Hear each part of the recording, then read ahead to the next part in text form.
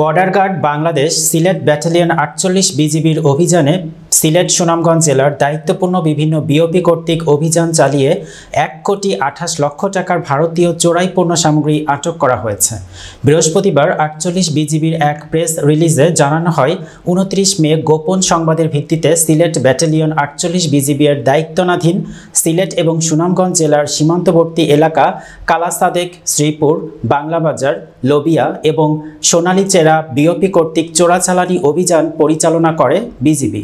এ সময় অভিযানে বিপুল পরিমাণ ভারতীয় জিরা, বড়শি, সুপারি, বাজি, বিগ ফিশ মেডিসিন, পাতাকাঠি, চিনি, মাছ ধরার খাবার এবং বাংলাদেশ হতে পাচারকালে শিং মাছ, অবৈধ মালামাল পরিবহনে ব্যবহৃত ডিআইপি পিকআপ সহ এবং পাথর উত্তোলনে ব্যবহৃত বাংলাদেশ বার্কি নৌকা আটক করা হয়। বিজিবি সূত্রে জানা যায়, আটককৃত মালামালের আনুমানিক বাজার মূল্য ১,২৮,০০,০০০ টাকা সমপরিমাণ।